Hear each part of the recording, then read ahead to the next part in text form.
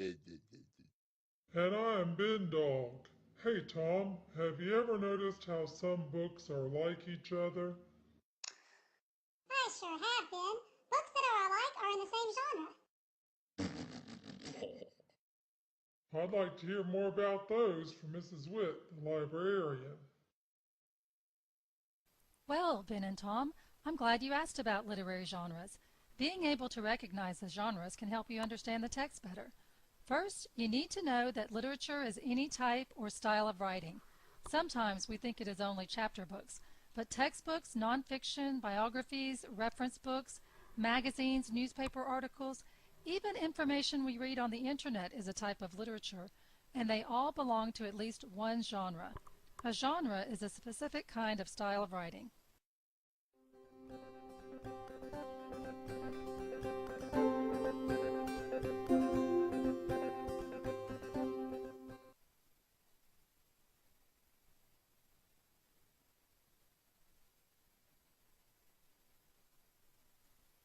There are three main categories of genres: fiction, nonfiction, and poetry. There are many genres that belong to the fiction category, and some literature fits in more than one genre. Some of the most popular fiction genres that we will read are realistic, fantasy, science fiction, mystery, historical fiction, and traditional literature, like folk tales, fairy tales, myths, legends, and tall tales. Nonfiction books are either informational text, biographies, or reference. Poetry, the last category of genre, can take many forms, but for now we just need to know poetry as a genre by itself. Let's learn more about the fiction genres. Literature of the traditional genre are folk tales, fairy tales, myths, legends, and tall tales. They are stories that have been passed down from parent to child for generations until someone finally wrote them down. Traditional literature often begins with once upon a time and has elements of fantasy, such as magic, talking animals, and people with larger-than-life qualities. Some examples of traditional literature you will recognize are Cinderella, The Three Little Pigs, and the story of John Henry.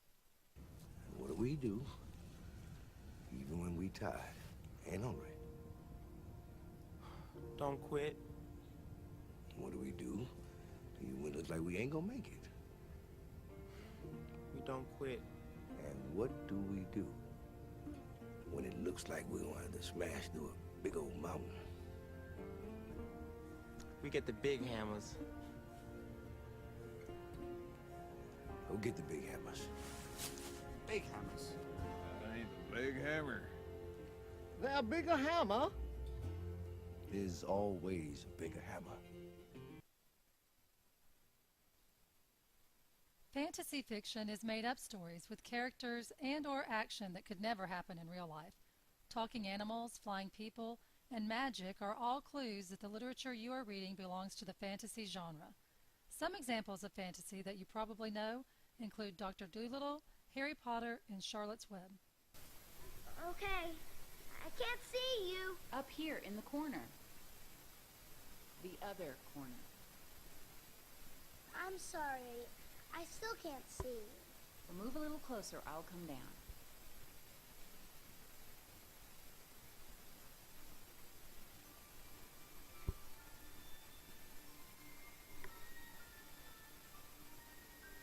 Oh.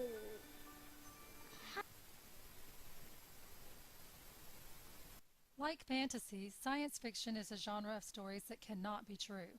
What makes them different from fantasy is that they are usually set in outer space or the future, so they may someday be true.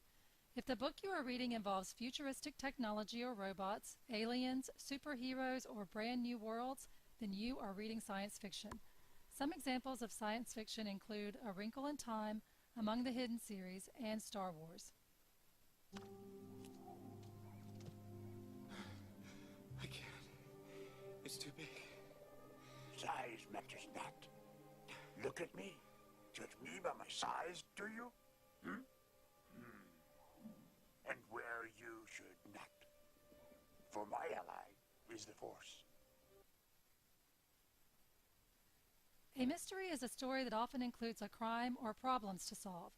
So if the story you are reading has a lot of suspense with crimes, detectives, suspects, or clues, then you are reading a mystery. Some examples of mysteries include the 39 Clues series, The Incredible Invention of Hugo Cabret, and the Nancy Drew series. It's getting dark. Yeah. Nancy, I know that owls come out at night. Do snakes go in? Something's bothering me. What? Say somebody wanted to frame Morgan. How'd they know when his car was finished? He locked it up in his garage as soon as he painted it. You're thinking what I'm thinking? He's guilty. Except that insurance agent. What do you mean? No, nothing. It doesn't make any sense. Realistic fiction is made-up stories that could actually happen.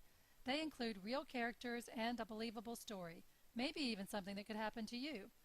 Some examples of realistic fiction include sports stories like the Matt Christopher series, adventure stories like Hatchet, and the Ramona series. Oh, Rhoda, please, please, please don't call him. Hey, Henry, you look thirsty. Hi, Henry. Hey, Beezus. Hi. Selling lemonade? Oh yeah, just helping out my little sister. Hello, delicious lemonade, anyone? Yeah, I'll have one. You will? Yeah.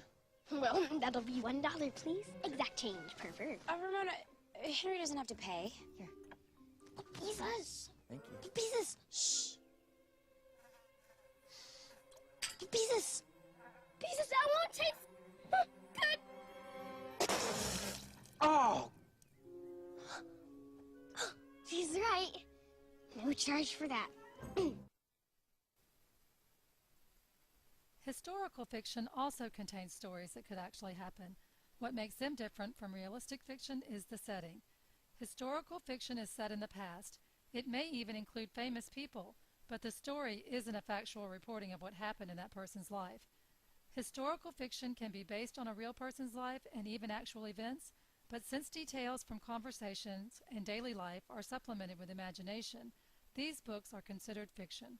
Some examples of historical fiction include The Adventures of Huckleberry Finn, Roll of Thunder, Hear My Cry, and Little House on the Prairie. Go ahead, Laura. You first. Why me? 'Cause you're always bragging about being oldest. It's your place to go first. We'll go together.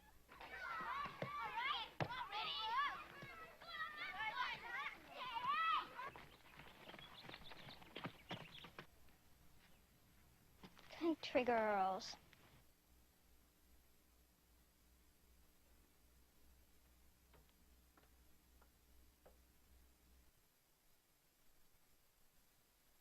Poetry is a genre of literature that uses written verses to express feelings and ideas. They often, but not always, rhyme. They don't usually tell a story, and the lines of poems can be broken at any point and made into many shapes. Poetry can be based on literature, based on history, or based on the poet's imagination. You don't have to pick up your toys, okay? You can leave them right there on the floor. So tonight, when the terrible toy-eating Tuchel comes tiptoeing in through the crack in the door, he'll crunch all your soldiers, he'll munch on your trucks, he'll chew your poor puppets to shreds, he'll swallow your big wheel and slurp up your paints and bite off your dear Larry's heads, and then he'll wipe off his lips with the sails of your ships, and then making a burpity noise, he'll slither away, but hey, that's okay. You don't have to pick up your toys.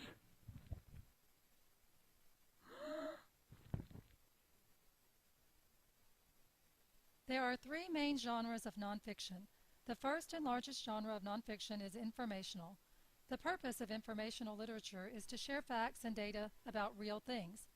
Tips that you are reading informational literature include charts, tables, real photographs, and facts. Textbooks, manuals, history books, and books about animals are all examples of informational literature. Journey through amazing Africa and discover its wildest inhabitants.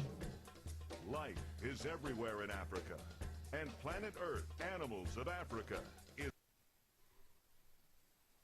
The reference genre is like informational text, but you don't read reference books. You just refer to them for facts. A dictionary, a thesaurus, an atlas, and an encyclopedia are all examples of reference literature. Today, reference literature is more likely to be found in online digital libraries. Print reference books are very expensive, and the facts quickly become outdated. That is why reference literature, like the Encyclopedia Britannica, is more often available online. Biography is a genre of true stories about a real person's life. They include facts, photographs, and other information that can be proven. When a person writes about their own life, it is called an autobiography. You can learn a lot by reading about presidents, pioneers, and other leaders. He began his career as a Baptist preacher, but went on to lead a sweeping grassroots effort to end racial discrimination, known as the Civil Rights Movement. Along the way, Martin Luther King Jr. made history and emerged as one of the most influential leaders of the 20th century.